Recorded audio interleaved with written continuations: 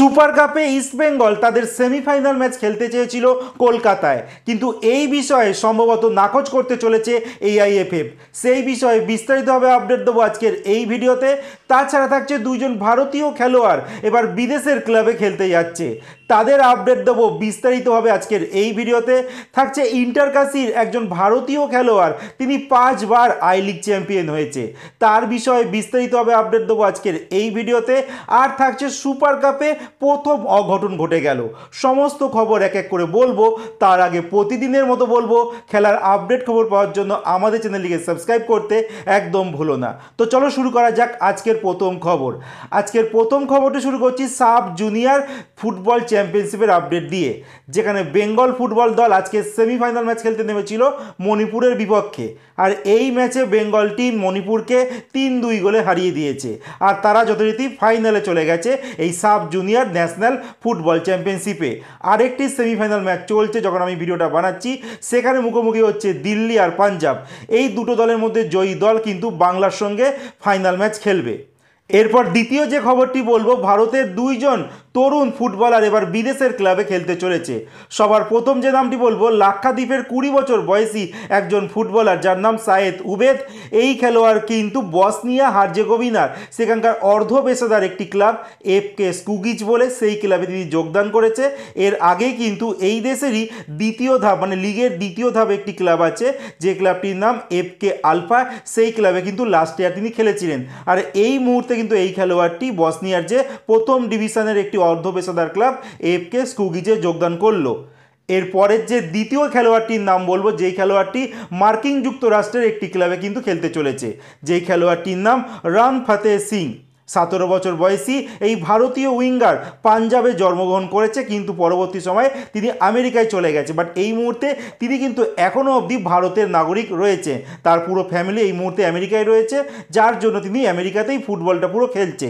তো তিনি বর্তমানে মেজর লিগ সকারের একটি ক্লাব আছে সান জোসে আর্থ কোয়েকার্স বলে একটা ক্লাব আছে, সেখানকার অনূর্ধ্ব 18 দলে কিন্তু যোগদান করেছে। তো এই মুহূর্তে কিন্তু অনেক ভারতীয় খেলোয়াড় বিদেশের ক্লাবে গিয়ে খেলছে, বাট এই মুহূর্তে এআইএফএফের চোখে কিন্তু এই সমস্ত জিনিসগুলো পড়ছে না। আর বলে রাখি, এই রান ফতেহ সিং কিন্তু লাস্ট ইয়ারও কিন্তু এই আমেরিকা যুক্তরাষ্ট্রে একটি ক্লাবে খেলছিল, সেখানে 20খানা গোল আর 12টি গোলে কিন্তু অ্যাসিস্ট করেছিল। মানে বুঝতেই পারছো এই খেলোয়াড়গুলো কিন্তু বিদেশে যথেষ্ট সফল, তারপরও এই খেলোয়াড়গুলোর উপর কিন্তু ফেডারেশনের কোনো নজর পড়ে না।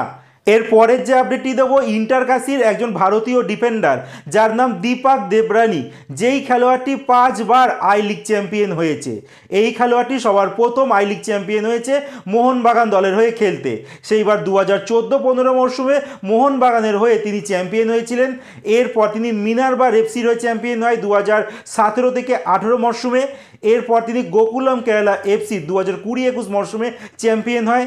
এরপর পাঞ্জাব এফসির হয়ে 2022-23 মরশুমে চ্যাম্পিয়ন হন। এরপর কিন্তু শেষ মানে ইন্টারকাশির হয়ে 2024-25 মরশুমে কিন্তু চ্যাম্পিয়ন হয়।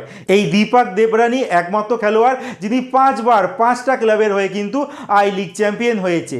তো তিনি ম্যাক্সিমাম টাইমটাই কিন্তু তিনি আই লিগের ক্লাবের হয়ে খেলেছেন, মাত্র একটা মরশুম তিনি চেন্নাই এফসির হয়ে আইএসএল এর ক্লাবে খেলেছেন। এরপরের যে আপডেটটি দেবো, সুপার কাপে কিন্তু প্রথম অঘটন ঘটে গেছে, যেখানে গতকাল সোমবার দিনকে 2খানা ম্যাচ ছিল, যেখানে দিনের সবার প্রথম ম্যাচে কেরালার ব্লাস্টার এফসি তারা প্রত্যাশিতভাবে 3-0 গোলে তারা হারিয়ে দিয়েছে এসসি দিল্লিকে।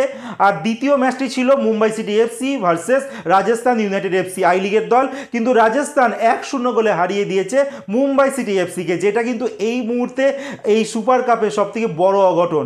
আর একটা জিনিস কিন্তু প্রমাণ করে দিচ্ছে যে আই লিগের ক্লাব আর আইএসএল ক্লাবের মধ্যে খুব একটা পার্থক্য নেই, শুধু পার্থক্য রয়েছে শুধু ঝা চকচকে লিগের, এছাড়া কোনো পার্থক্য নেই।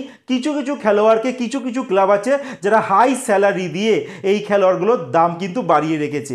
বাট এই মুহূর্তে যদি তোমরা সাউথ এশিয়াতেই দেখো, অনেক খেলোয়াড় এই ভারতীয় খেলোয়াড়রা যারা খুব বেশি স্যালারি পাচ্ছে তাদের থেকে বেশি ভালো মানের খেলোয়াড়, কিন্তু তারা কম পয়সায় খেলছে। এরপরে যে শেষ যে খবরটি বলবো ইস্টবেঙ্গল ক্লাবকে নিয়ে। ইস্টবেঙ্গল ক্লাব এই মুহূর্তে সুপার কাপের সেমিফাইনাল পৌঁছে গেছে, আর ইস্টবেঙ্গল ক্লাব তাদের তরফ থেকে কিন্তু এআইএফএফের কাছে আবেদন করা হয়েছিল যে তারা যেন সেমিফাইনাল ম্যাচটা কলকাতার মাঠে খেলতে পারে, কারণ এই মুহূর্তে গোয়ার মাঠের অবস্থা কিন্তু প্রচণ্ড খারাপ, বৃষ্টি হচ্ছে আর মাঠগুলোর অবস্থা একদমই খারাপ, যার জন্য কলকাতায় খেলতে চেয়েছিল ইস্টবেঙ্গল ম্যানেজমেন্ট। বাট যা খবর বেরিয়ে আসছে এআইএফএফ কিন্তু এই আবেদনকে পুরো খারিজ করে দিয়েছে। তাদের বক্তব্য অনুযায়ী পুরো টুর্নামেন্টেই কিন্তু গোয়াতে হবে, মানে সেমিফাইনাল ফাইনাল কিন্তু গোয়াতে হচ্ছে। আর সম্ভাব্য সেমিফাইনাল ডেট দিয়েছে 3 ডিসেম্বর আর ফাইনালের ডেট দিয়েছে 6 ডিসেম্বর। মানে ইস্টবেঙ্গল কিন্তু কলকাতায় খেলার কোনো আর সম্ভাবনা নেই। ইস্টবেঙ্গলকে মোটামুটি ধরে নিতেই হবে যে তাদের সেমিফাইনাল আর ফাইনাল, যদি তারা ফাইনালে ওঠে তাদেরকে কিন্তু গোয়াতেই খেলতে হবে।